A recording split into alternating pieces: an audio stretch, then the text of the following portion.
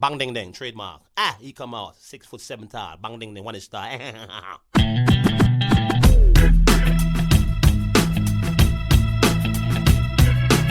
dong ding dong ding dong ding dong ding dong ding dong ding. It is a perfect day. Woke up to the sound of the garbage truck again. Upstairs neighbor's toilet's leaking on my head. Cars broke down, I missed the bus, there runs a 10. I had a feeling this was a day to stay in bed. I finally left my pad right under Jumbo's cloud roof. A police officer pulled out his gun and said, I said, sir, you got the wrong guy. I guess it's just the perfect day. It's just the perfect day. Na, na, na, na,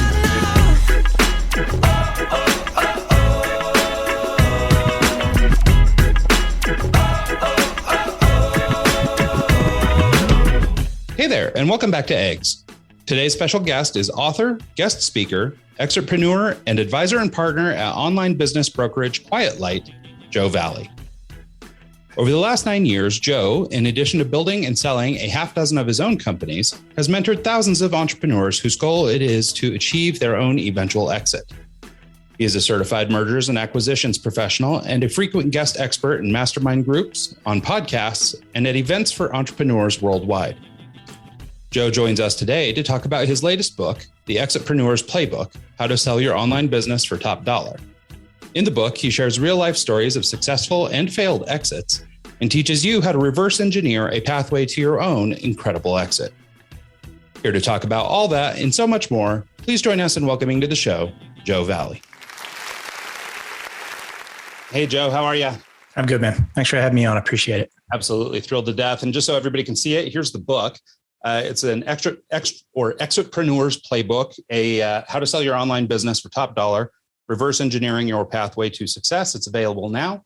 I have, in full transparency, just begun reading it. I'm about halfway through and I'm loving it. And it's funny, so Joe, as I'm going through this book, and this will be, a lot of the questioning I've got for you is the issues in trying to develop a startup if you hadn't thought of doing it in the first place, right? So for example, in my world, I run a marketing agency. I've been doing it for about 15 years. And it never occurred to me that I might one day want out of this thing, right? Because, I started into it as a passion. I started chasing it down. It grew from basically being a side hustle into a kind of a business. Although, in technical terms, it's a business. But like if you were to look at my books and everything, your jaw would hit the floor. But it was just not built as a business from the beginning. And it certainly wasn't built with an exit in mind. But what's interesting in just the little bit of reading I've been able to do so far in your book, it's actually inspiring me to go start up some of the other ideas that I've thought of, but with the end in mind in the first place. So, anyway, your book is sort of already steering me down an interesting path. Well, I appreciate that. Most people that start, a business for the first time never think about the end in mind. And the old saying, you should always start with the end in mind when it comes to business, meaning plan your exit the day you start your business. I don't agree with, because I didn't do it when I launched my first business. But when you sell that first business, the next one you start, you're thinking about that exit, because most of the money you make from your business comes the day that you sell it, not when you're operating it, unless you're going to operate it for a couple of decades, right? But think with the end in mind. Only if you've done it before. The first time you're starting the business, just keep the wheels on the bus and try to stay profitable. Yeah, well, and actually, that's one of the things that you mentioned in your book that I thought was really interesting was this idea that you actually get about 50% of your total earnings over the life of a business in your sale. So, obviously there's some math problems in the book that sort of explain this thoroughly, but that statistic really jumped out to me as something interesting.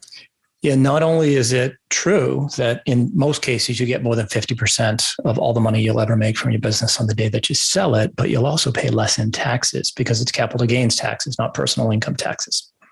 Yeah, I love that. And it's something, I guess it's very obvious, right? Like if you really stop and think about some of these huge exits you hear about in the news and things like that, when they're making, I don't know, I'm thinking of one in particular that was a $6 billion IPO, and he jumps out of the business and he walks away with all these billions. Like he never made that on his own, right? It all came from sale. So never. Even somebody I was talking to just literally an hour ago has a business, does 35 million in revenue, but he's not profitable. He's just growing the business, building that recurring revenue aspect of it. The cost per acquisition is very high, but he's not profitable. So he's not making any money. His goal is to make money on the exit.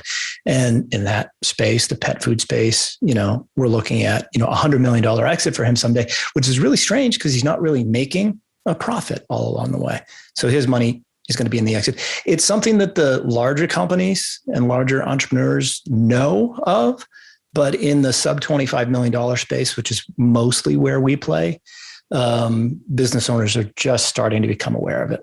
They make most of it on the way out. Yeah, I love that. And I do want to dig into it a little bit more, but maybe I got a little bit over my skis, and I want to try and back up a little bit and just sort of ask you, for a little bit of background information on who you are, what you do. I mean, we covered a little bit at the top. Yeah. People who don't know what Quiet Light does, do you mind just sort of filling us in?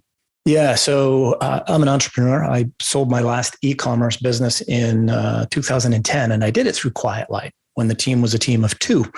Now we're a team of about 30. I took a year off after selling my business and then joined Quiet Light. And the original founder, Mark Doust, and I are business partners now. It was founded in 2007. And since I sold my business and joined the team, I've personally sold about 100 million in total transactions and helped facilitate about another $500 million through the rest of the team. And everybody on the team is an online entrepreneur first and foremost. They've all built, bought, sold their own online business, just like I have. I've owned about 6 different businesses, built, bought, or sold. And now I actually have 2 now. I have Quiet Light and EXITpreneur from the Playbook itself. But I had, over the last decade or so, I've talked to about 8,000 entrepreneurs. And I actually tallied this up. I'm like, how many did I talk to a week? I had to go back and look at it and do some rough math, but it's at least 8,000 entrepreneurs over the last decade, one-on-one conversations about their business. And I thought about how they were drinking through a fire hose, learning everything I was trying to share with them, and how there's no way to absorb it.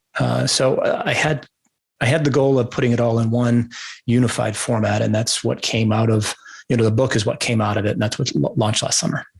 Yeah, no, I love that. And I think, one of these things, and I can just sort of speak from my own experience here.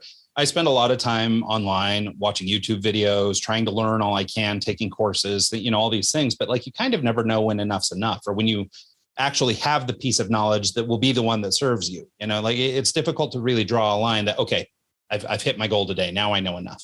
But what I really like about your book, and, I'm sure that there are, extraneous things that, one couldn't account for in a book. But nonetheless, what I like about it is sort of this format, this playbook format, where it really drives you from start to finish. And so I wonder if we could maybe start there, back kind of at the beginning of this book, and where a small business person might start. I started a little bit, with maybe teasing the question at the beginning of the show, which is, for small business, and I'm talking small businesses, right? Who, and I imagine a large portion of them were started not as a long-term investment, but as a labor of love. Side hustle. Yeah. Good at making cakes, and so they made a bakery, or they're really good at doing, whatever yard work, and so they start a landscaping business. Yeah. But it doesn't really, I guess when you come into a business from that approach, and you're not buying into a company as an investment, or you're not building it with sort of that end in mind that we discussed earlier, how could a small business person get a start, I guess sort of riding the ship? Because I guess even for most small businesses, even if they don't do a bad job, they probably aren't doing an adequate job to turn around and sell the thing. Well, honestly, the first thing is pretty simple. It's set a goal, right? Most people just flounder day to day and just grinding it out as an entrepreneur. Either you've got a full-time job and this is a side hustle and you're just trying to make some money every month, but you don't have a specific goal in terms of an exit, or a goal in terms of exit without exiting, meaning somebody would actually run the business for you. So first and foremost, set a goal.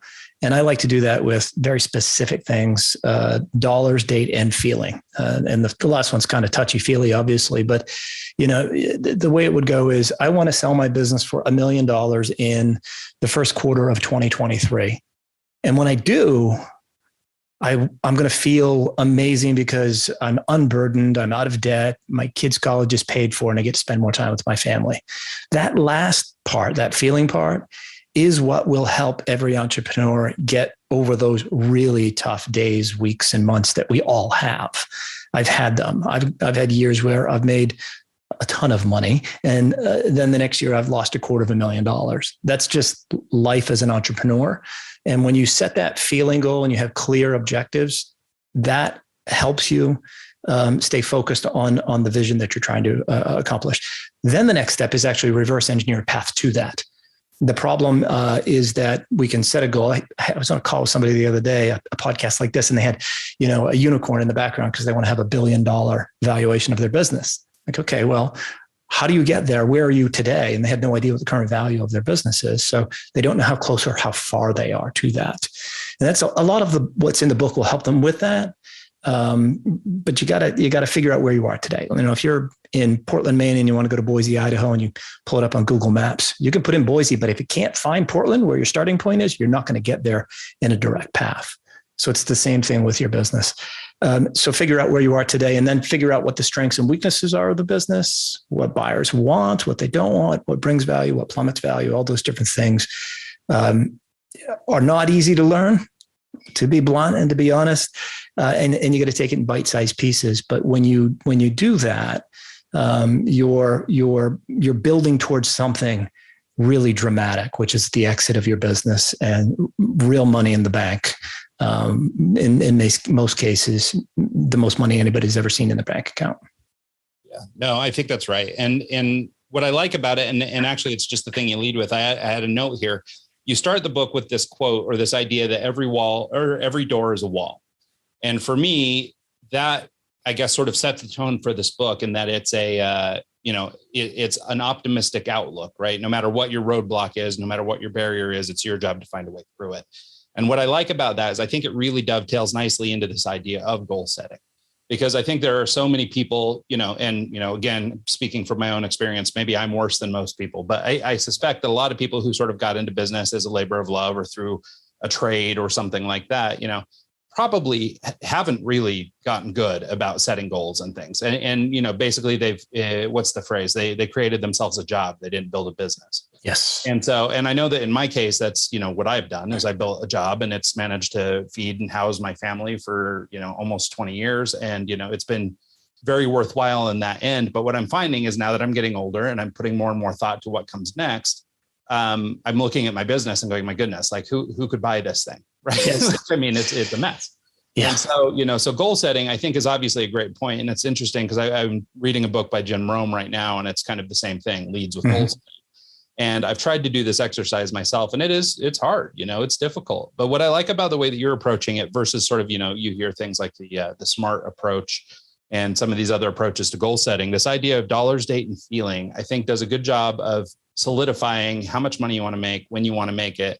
And, I think you do have to pay credence to those sort of emotional aspects of it. You have to, because, as an advisor on the other side of the deal, the one that's helping people exit their business, I can learn all the technical aspects of listing a business, doing financials, getting a business prepared for sale. But the thing that I'm actually the best at is managing people's emotions and expectations. Because you are going to be very emotional when you sell your business, not because you're sad that you're not going to have it anymore, but because you're so afraid the deal is going to fall through 2 weeks before closing. And working with people on that aspect of it is critical. That's why you've got to have clear, concise goals and how you want to feel about it at the end of the day. Because we're emotional creatures. That's the bottom line. But then you've got to figure out those little nuances. You said something about your business that you've been running for 20 years. Who's going to take this over? How do I transfer control of this business? Well, that is one of, the 4 things that buyers look at, really 5 things that buyers look at. They look at risk, growth, transferability, documentation, and then they look at the owner of the business. So it goes to say, without all of the assets of the business transferring to the new owner, if you can't transfer all those assets, you really don't have a sellable business. So you've got to figure out a way to make sure you're removing yourself from the equation as much as possible and setting up so that I could step in and do what you do and take over your customer base and grow the business further.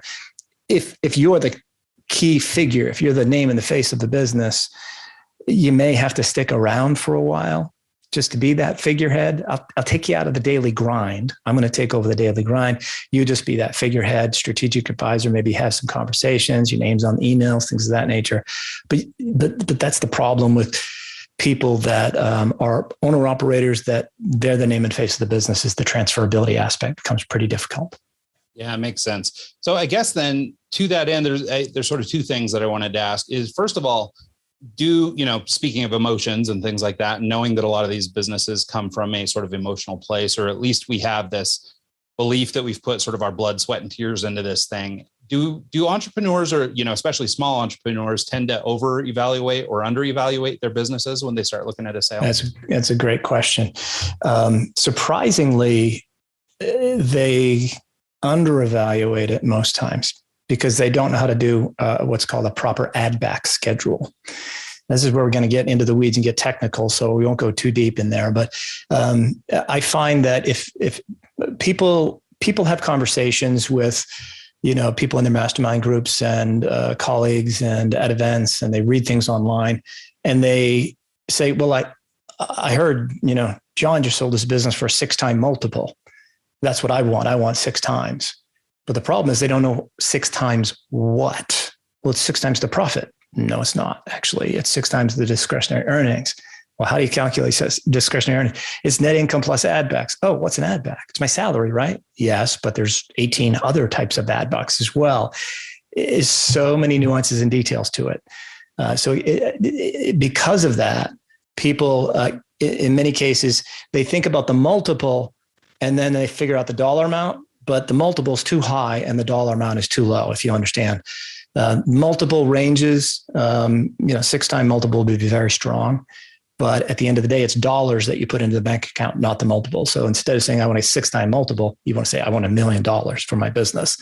Really, that business is probably at a 3.5 to 4-time multiple of sellers' discretionary earnings because of a proper add back schedule. So when I do the math on the proper add back schedule, their discretionary earnings is higher. The multiple comes lower, but the total dollar value on the exit is higher in most cases. So is this idea of a multiple, is that really sort of like a jargony metric that's used sort of in sales and things like that as sort of maybe a way to set, wayfind your place a little bit, but really it has more to do with this dollars and cents bit. It is the metric that people use in this world, selling their business for a multiple of sellers' discretionary earnings. The big problem is that most people don't calculate sellers' discretionary earnings properly. There are exceptions to every rule. Let's just face that. And so, a SaaS business that is growing like crazy and everything's getting reinvested into the business and the development of it may at one point flip from a multiple of sellers' discretionary earnings to a multiple of revenue. Same with an agency in some cases. But for the most part, if you've got a product or a content or a smaller SaaS business, it's going to be a multiple of sellers' discretionary earnings. Okay, fair enough. So I guess then to that end, understanding that, is it ever too late to start preparing a plan? Just like you could, I guess, at any time, right the ship or create a new business plan. Is it ever too late to start planning for a sale, even if that's not what you began life thinking about? No. You've got to, if you're going to be training, I like the word training instead of planning because everybody hates exit planning. So get training for your eventual exit so you know what the heck you're doing along the way. It's never too late, but the reality is if you wake up and decide to sell your business, you're probably not going to get the same value you would if you had reached out to an advisor 6 or 12 or 18 months in advance. That's what we're there for. That's what a good advisor is going to do. Let me explain the difference. In the M&A world, when you get fairly large, they might charge, an investment banker may charge a retainer fee and work towards coaching you over 12 to 18 months to get your business ready for sale. In the world that I live in the sub 25 million range, and we're going above that now, but let's just say it's there, 250,000 to 25 million. The advisors in this world are here to help first and foremost, educate you and give you the tools and resources you need to right the ship, to focus on what the weaknesses of your business are and the strengths of your businesses are, and get you educated on what the real values of the business are. But the sooner you can start thinking about that, the sooner you can make these little tweaks to the business and understand the sooner you'll reach that exit goal.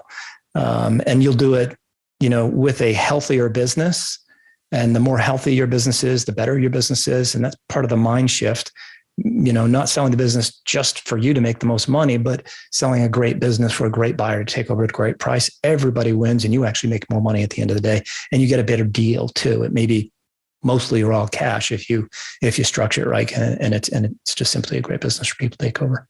Yeah. Well, maybe let's take a minute here. I actually had planned this more towards the end of the conversation, but maybe it makes sense to insert it now. This idea of like when we would need an agent or a helper, versus when we don't, right? So, I mean, I guess theoretically, you could run out and try and sell your business on your own. Maybe you can broker a deal. Maybe somebody can show up, whatever. Maybe the pieces will fall right and you can do it. Yeah. Just like anything, whether you, sure, you could run QuickBooks yourself, but you will often hire a CPA or somebody. Please do. Not a CPA, an e-commerce bookkeeper. Thank you. Yeah. And so, whatever it is, right? We have professional services out there because there are things that we have deemed, it's worthy of having a professional look at this. Yeah. And so I presume in the business sales industry, it's sort of the same argument for why you might need an agent. But can you talk about why or when would I come to you guys? Like right now, I happen to know that, my business is in a condition that is not sellable. But if I was starting to think about it and say, okay, maybe in the next 5 years, I want to get out. Yeah. Like, is 5 years too soon to engage with you guys? Or is this really more of like in the home stretch? I've already done all the legwork, or at what point should we engage? And can you talk just a little bit about just sort of what the process is like?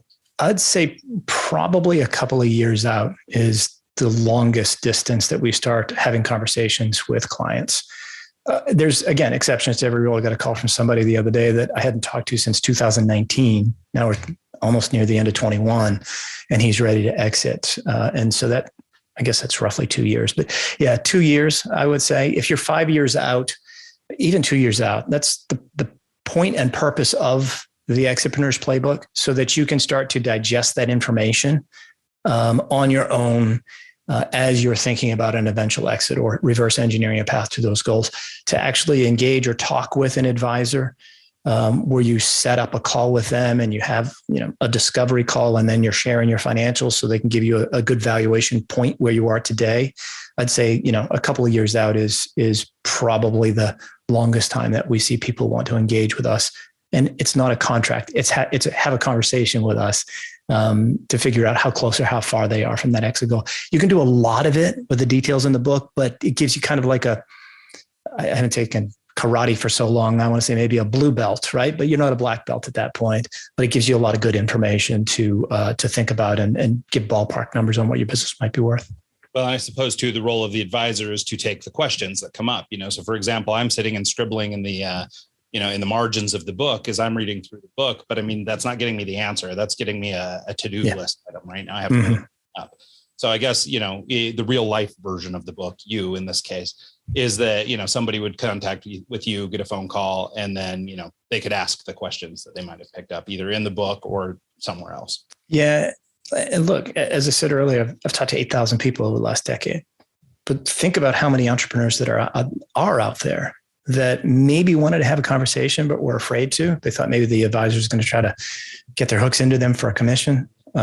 More people are not, they say that I'm just not ready to sell my business. Of course you're not, but you better start thinking about it. And that's, the solution to I'm not ready to sell my business was giving you all of the information you need to understand the value of your business and chart a path towards your exit in your hands, as opposed to 27 different blog articles on quietlight.com type of thing.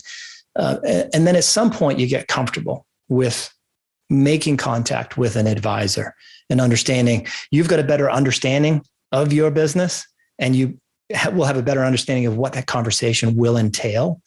The problem historically has been that there's so much misinformation out there, and sometimes a broker has a sales stigma to them and you're not ready to talk to them because you don't want to engage in selling your business. That's not what we do. We want to help people understand the value of what they have, so when they're eventually ready to sell their business, we can help them as well. It's a different mindset that we've always had, and it's tough to change the mindset of the entrepreneur to understand that and have a conversation. So that's what the book is for. It's going to give them all that information in their hands, make them more comfortable, hopefully. Well, I love that. And you mentioned in their fear, that people might be afraid to actually engage with you guys, and whether it's cost basis or whether it's just people like me who might talk themselves out of talking to an advisor strictly for the reason that I'm looking at my situation going, oh, what a mess. It's not worth anything. Who could ever take this over?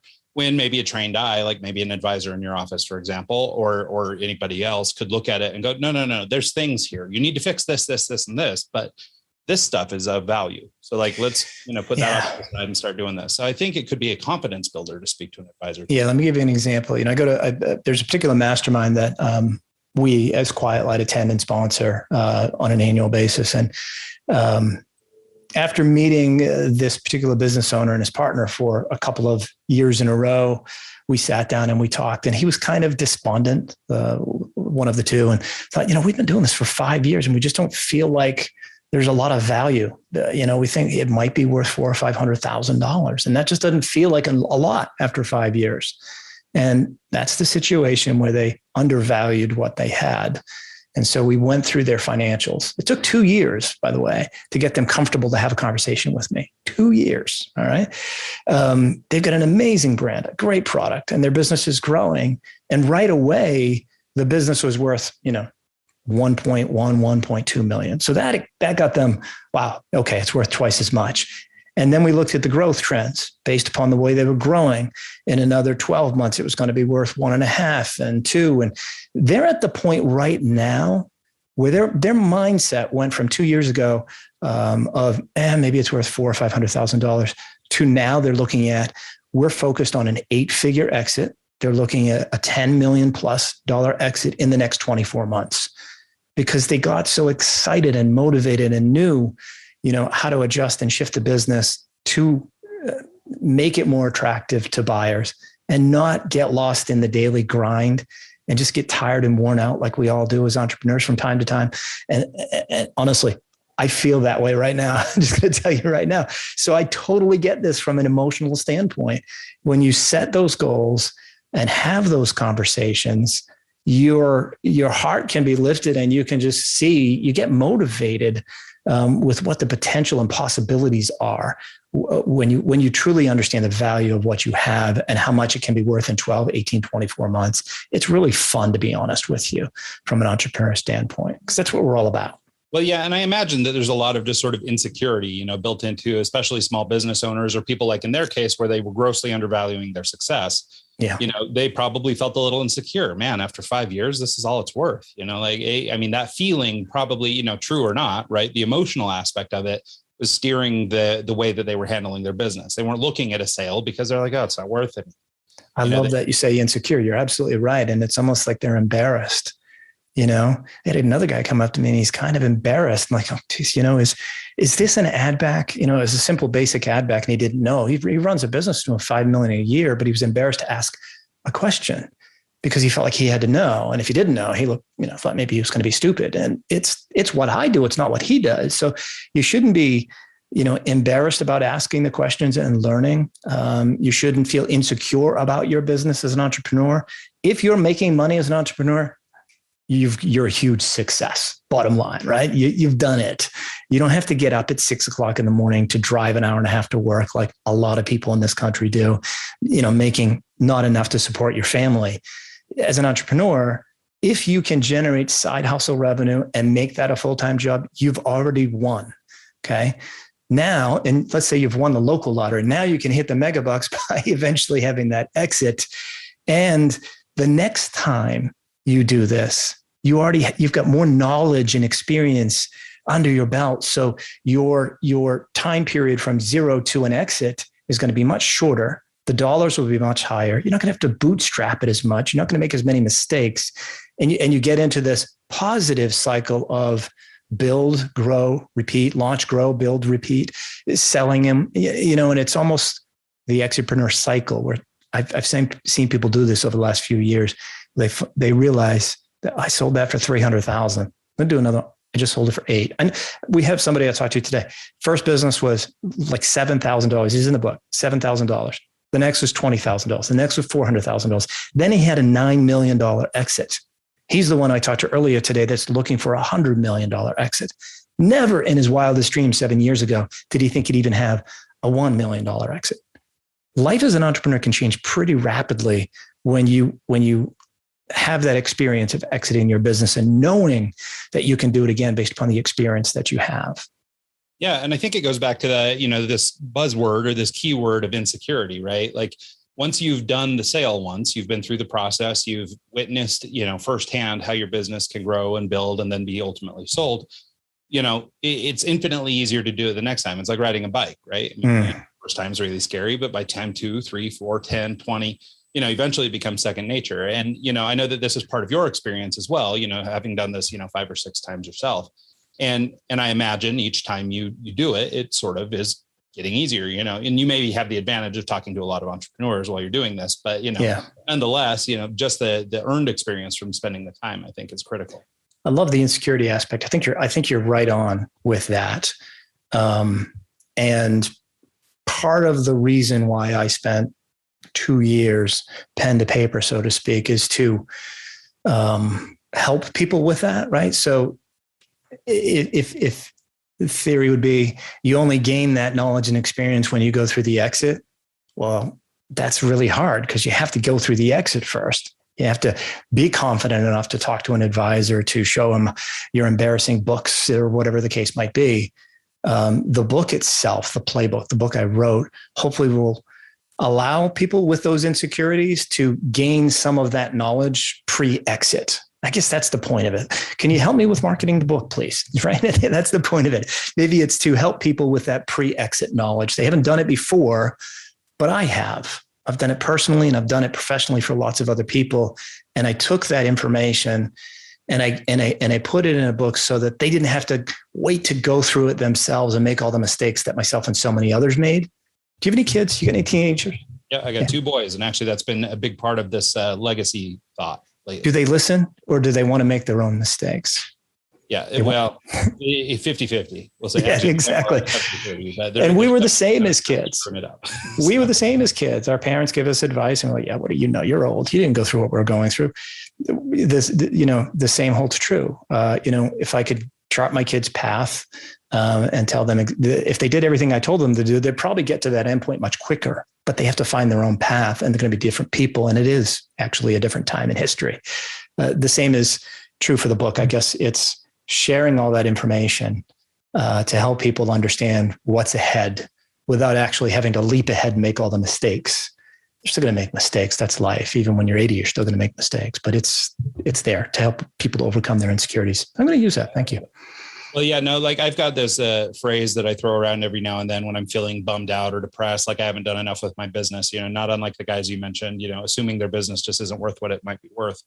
And basically it goes something like, it's not very articulate, but it goes something like, it's taken every step I've ever taken has led me to today. Right. So every step I've ever taken, there was no right, there was no wrong, but there was no other way for me to get on the phone today with Joe Valley other than the path I took. Yeah.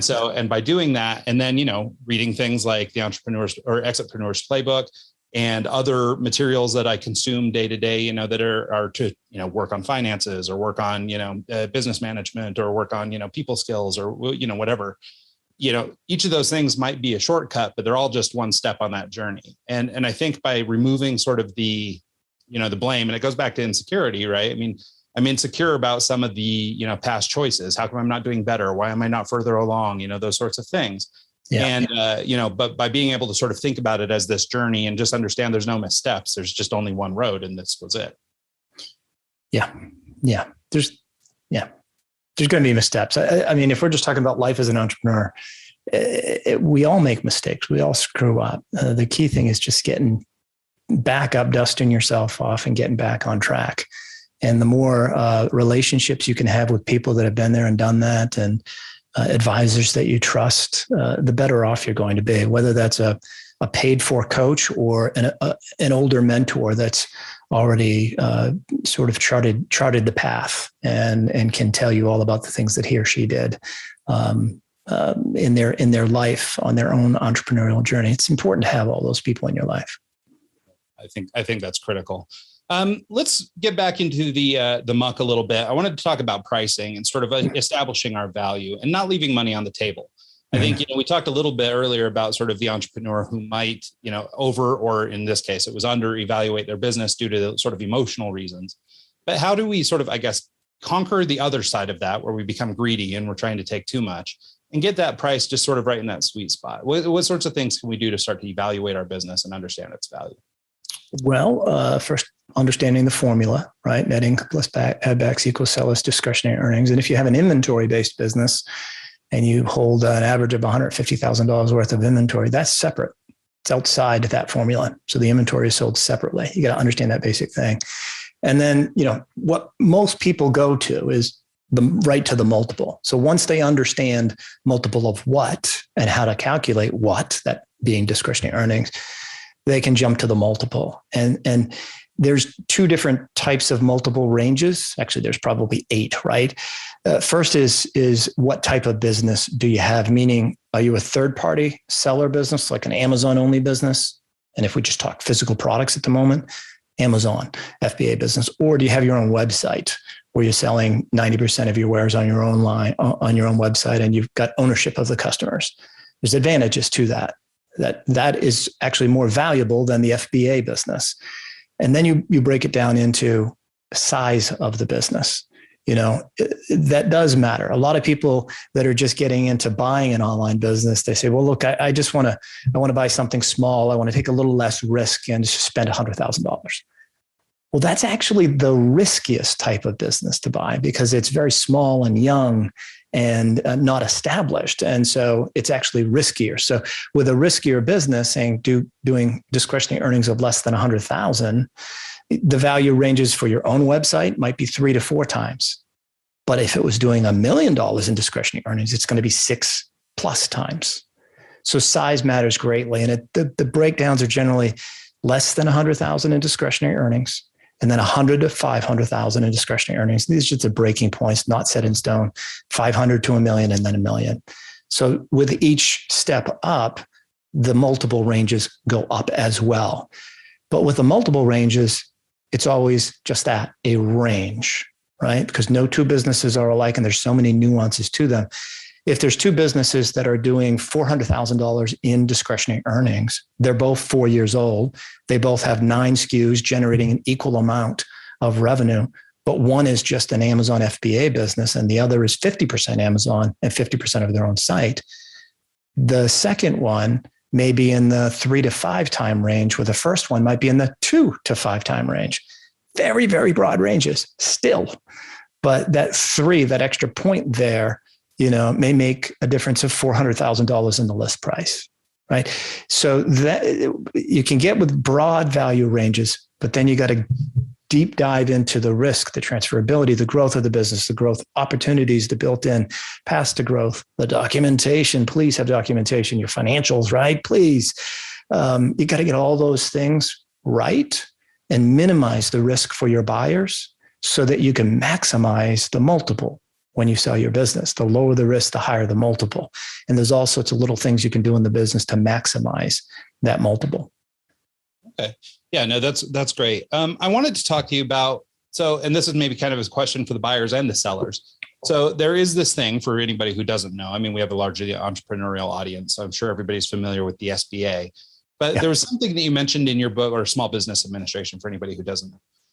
They offer financing and things like that to help, entrepreneurs start businesses. And I guess maybe I was just too naive to realize it, but you talk a little bit about in your book about being eligible to be bought by an SBA loan. And I guess what hadn't occurred to me is the fact that some business person, later stage entrepreneur, may go get SBA financing to pay for a business or to purchase a business. Right. And so I wondered, especially if you're selling to maybe a first-time entrepreneur or somebody who can leverage SBA funds, what can we do, or how could a business be eligible to be purchased by SBA funds versus one that might not? That's a great question. And let me first start with a why. Why in the world would you want to be bought by somebody that is going to get an SBA loan? Because they're going to pay more for your business, number one, and because it's going to be essentially all cash to you at closing. 2 very, very powerful reasons. That's the why. Now the how. You cannot, there's always exceptions to every rule. One business, one bank account. Don't have three different businesses that you're commingling in one bank account. So if you've got one LLC, but you've got three different companies all inside that LLC, that's called commingling. It's all on one tax return. So you want to separate them out so that you've got one business, one tax return. That's the key. You can, after the fact, have your CPA, I forget the term, but they can separate them out. You pay them $1,500, $2,000, and they can separate them out and prepare it for the SBA lender, and that's acceptable. So no commingling is the first goal. The second goal is 2 years worth of income. 2 years worth of tax returns is a minimum. Ideally 3, but 2 years is a minimum. The problem with the SBA loan aspect is they take an average of the 2 or 3 years tax returns. So if you've got, $500,000 in discretionary earnings this year, or net income on the tax return, but last year you were only at 50,000, they're going to take the average of the two to determine whether or not the business can support $1 million loan. Because ultimately what they care about is you being able to support your family and pay back the loan, right? That's how they're analyzing the business. What are your expenses as a buyer? And is there enough left over from this business to support the loan? That's what they want. So they want 2, ideally 3 years worth of tax returns. So don't commingle, get 3 years worth of tax returns. It's okay to still do what you do as an entrepreneur and have those nice owner benefits as an entrepreneur. Your mobile phone is in your business. Your meals and entertainment, sometimes you're going to buy a new laptop. It's a business expense. That's fine. All that can go on, and into your tax returns, because the SBA lenders can do a bit of an add back schedule as well.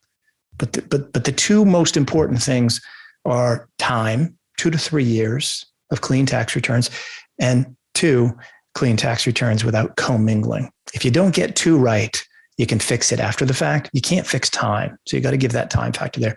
At the end of the day, if you do both of those things and you list your business for sale, you will have twice as many offers than if you're trying to sell the business for all cash. I promise you, maybe even 3 times as many offers. And if you've got 2 or 3 times as many offers, you get to pick your buyer. And it's not always, the most cash. Oftentimes it's the best buyer for your business that you're going to get all the way through to closing. But you will get more money from an SBA buyer in most cases as well. Okay. Yeah, no, that's good advice. I think, especially that stuff about commingling, again, speaking from personal experience, and I know I'm laying a lot of my garbage out here on the line today, but I mean, as a person whose business ostensibly grew out of a freelance operation, where it was just side money, and then it became a business, and, it really only became a business because we were doing enough money to make it, not really just a side hustle anymore. How old is this side hustle? That's a real business. I've been doing it in one form or another for about 15 years. And so, do you have an LLC? Have you set up a S corp or LLC? Yep, we do have an LLC, and we do have our own, checking and everything for the business. And but there's still a lot of cleaning up that my CPAs are having to do at the end of the year, or my bookkeeper is doing at the end of the year. Do you have your CPA firm doing your bookkeeping, or do you have your CPA doing it? I have a separate bookkeeper from the CPA. So they're providing books. We did it the other way for a while when I was younger, and it never went that well. Yeah. CPAs are there for tax mitigation and tax filing purposes only. Bookkeepers, they give you the numbers at the end of every month, so you as the business owner can analyze them, go, okay, I need to fix this. I'm spending too much money on advertising. It's gotten to be 18% of my total revenue instead of my target of 15. That's what an e-commerce bookkeeper is there for, so that you can steer the ship and you've got the information from that e-commerce bookkeeper. A CPA, they don't care about any of that. All they want to do is file your taxes and reduce your tax burden.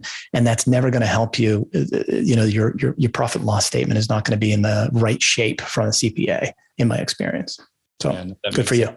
Well, and then I wanted to ask, so as far as the commingling thing and keeping clean books and all that kind of stuff go, let's say that you are into a business several years, you've now decided you want to sell, you've got kind of mucky books that do have some commingling and stuff like that. Is that basically, today I decided I'm going to sell in 3 years. Is that like starting the clock and I need to go get clean bank accounts, clean everything and start clean? Or do you have to shutter a business and restart it? What is what would be the protocol for, I guess, an older business that hasn't been doing the right thing for a long time? Yeah, I guess course correct so that they could get back on track.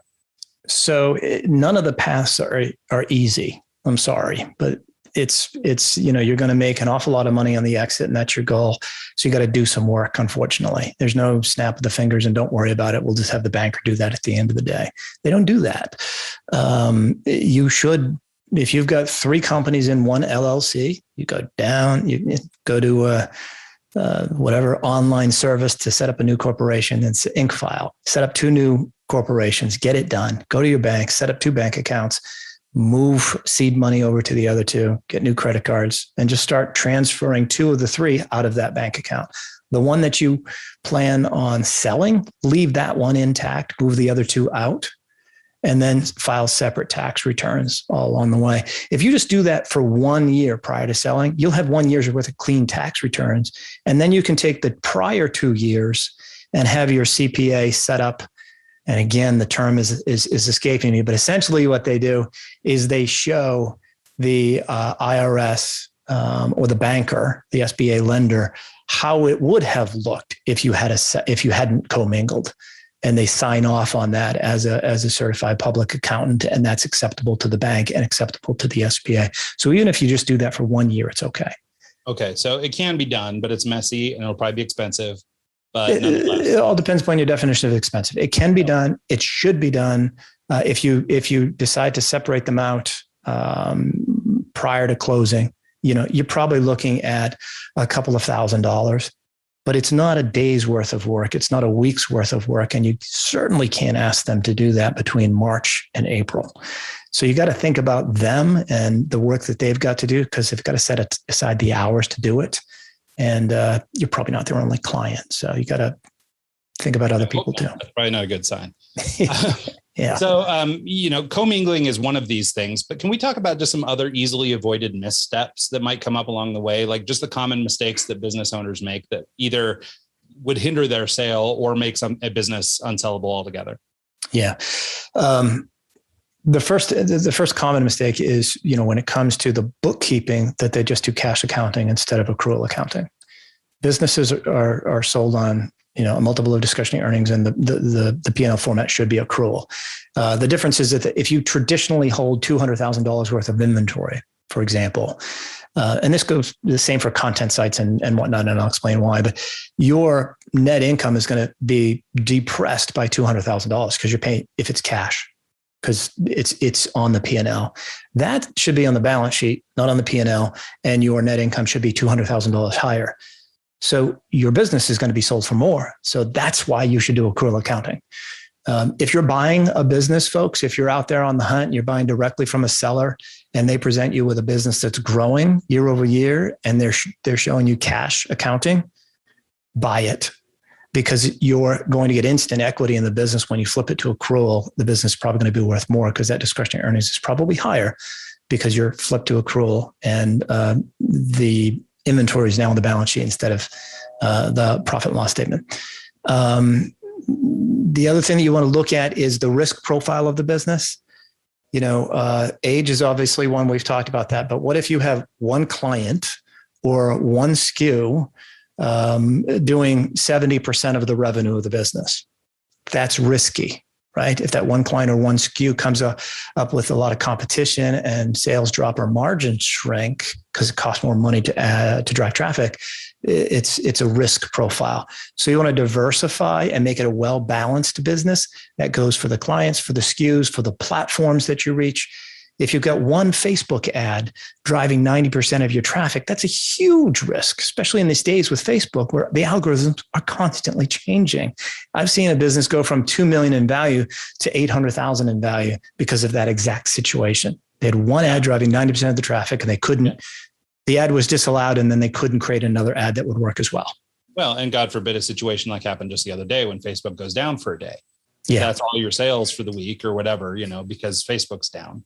Yeah. That's a problem. And, understandably, it doesn't happen a lot, but I think they said that like Zuckerberg himself was down 6 billion that day or something. It's like, nobody feels sorry for him. And nobody feels bad for him, but more or less, that's the difference. A lot of businesses in there that might be relying on their one successful Facebook ad.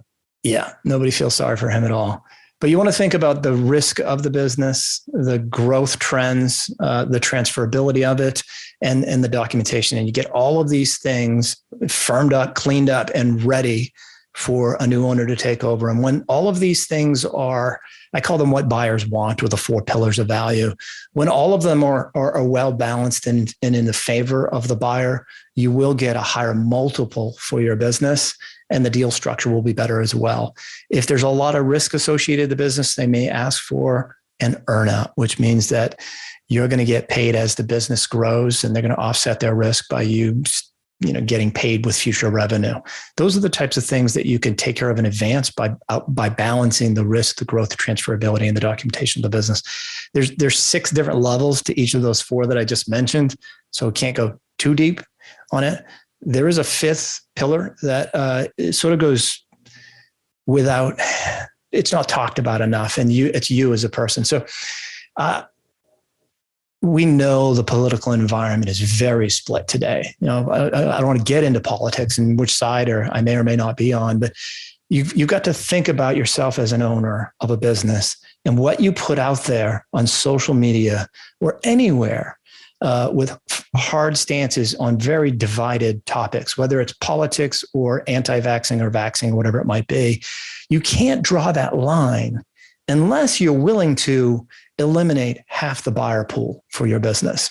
By way of example, I did a podcast the other day and we're talking about this very thing.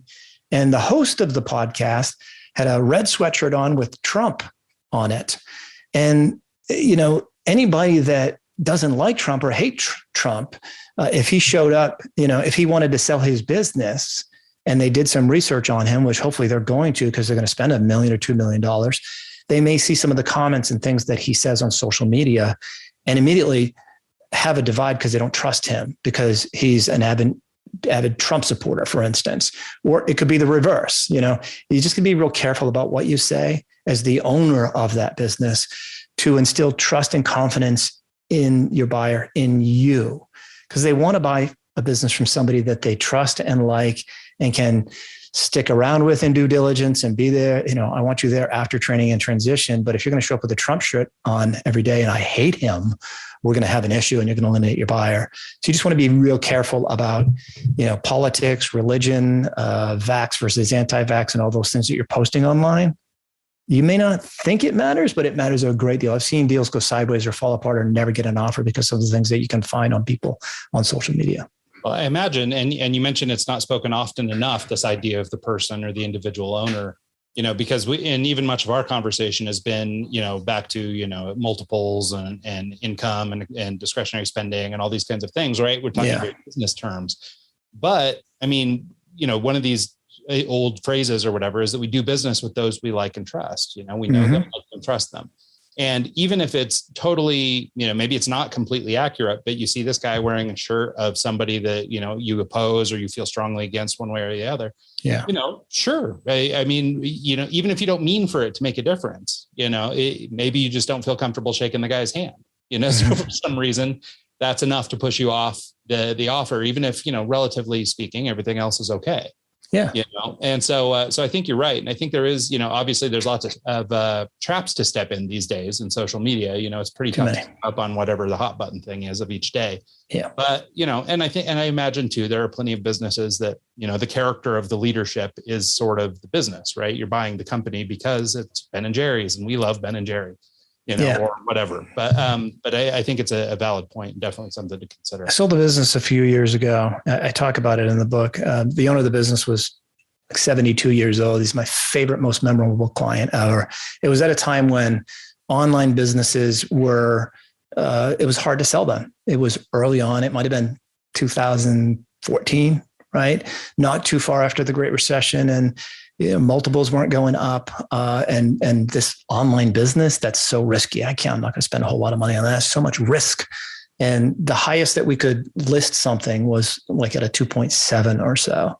And this guy John, he had a content business. He traveled the world. He and his wife would post contests every day about where they were, and he made about $400,000 a year on affiliate money and advertising and things of that nature. And he was so likable and so trustworthy. I wanted to have dinner with him, right? He was just a great guy that even with me, he didn't sell me, on listing the business at a higher value. He just presented himself in such a way that when he said, look, I want to list a business at a 4-time multiple, just get me on the phone. I'll have conversations with them. We'll build that trust. We'll get this business sold. I took a leap of faith. And we went from a typical business being sold at a 2.7 multiple to a 4-time multiple. And John got multiple offers on the $400,000. It was listed at $1.6 million. So let me just do the math on that. So it's a 1.3 difference on the multiple times $400,000. Yeah, I have to do that with a calculator, folks. It's a difference of $520,000 because John was likable. He was trustworthy. He presented the facts in a way that made people believe that, or understand that they could do it as well. And that they could do it better down the road because he was, the business was 17 years old and he, it was outgrowing him, but he didn't try to sell you on all the pizzazz of the business. He presented the facts in a way that you just liked him, trusted him, and wanted to do business and buy his business. It made a difference of over $500,000 when he sold his business because of the person he was. Take that with a grain of salt. It's just not magic, but think about it when you post that next post on social media, or you just take a hard stance against something, because half of the people that may be your buyers disagree with you, no matter what half they land on or you land on. That doesn't matter. Just hold back for a couple of years as you're selling your business. Do the right thing, build a great business for a great buyer to take over at a great price. Think about them, that buyer, instead of yourself as you're building that business, and you will actually benefit from the sale in much, much more ways than if you just think selfishly and post things that are not appropriate and grow the business strictly for yourself so you can cash out at the end. Yeah, no, I think that's right. And I think they say, most people vote with their wallet, right? We spend money with the companies we like, with the companies we trust. We're not spending money with the shady whoever or the guy we don't like doing business with. There's a particular car sales company here in the area where I live, and I've been to several of their dealerships recently looking for a car, and their sales process, the way they train their sales employees, all that stuff, it all just rubs me wrong. And at first it could have just been one bad sales guy, but I've been in several of their places and they're all the same. And so it's okay, so I don't want to do business with this company. They may be great on paper, and maybe if they were to sell, they would be a perfect candidate for being a sold business. But I would never choose them because I don't trust their people, which for me, speaks to leadership and everything else. Yeah. And so, so I think you're right. And, even though it's not, I guess, magic, it is definitely secret sauce or, sprinkling on top or something that, building good relationships with, those you want to work with, and being, sort of an authentic person, and giving people a good view of who you are, can definitely work in your favor and, equally work against you. Yeah. You're the motor that holds the 4 pillars together, no doubt. And those 4 pillars of what buyers want are that risk, growth, transferability, and documentation. If you're not a good person, doesn't matter. You're not going to get as much value for your business if you don't present yourself well. So just got to be careful about that. No, I think that's great. And I think it's also a great place to wrap this up. Joe, do you want to give people just a quick insight where they can find you online if they chose to engage with you online, maybe to work with them as a advisor, or if they just wanted to pick up the book or learn more about the EXITpreneur plan or playbook? Yep, absolutely. You can find me on LinkedIn, Joe Valley on LinkedIn. You'll find me there. Twitter's EXITpreneur at EXITpreneur. You can find the book on Amazon. Just do a search there, or go to exitpreneur.io. And if you're a current business owner, first of all, if you don't want to have that conversation with an advisor, buy the book, set your goals, get some experience so you're not as insecure, and then reach out to quietlight.com so that you can firm up where you are today in terms of your value, so you know how close or how far you are from your goals. Yeah, nope, I love that. Well, thank you so much, Joe. I really appreciate you. Everybody, here's the book once again. It's an EXITpreneur's Playbook. The subtitle is How to Sell Your Online Business for Top Dollar by Reverse Engineering Your Pathway to Success by Joe Valley. Thanks so much, Joe. We really appreciate your time. My pleasure. Thanks for having me on. I appreciate it. Absolutely. And thanks so much to everybody who tunes into the show this week and every week. And we'll see you guys next time.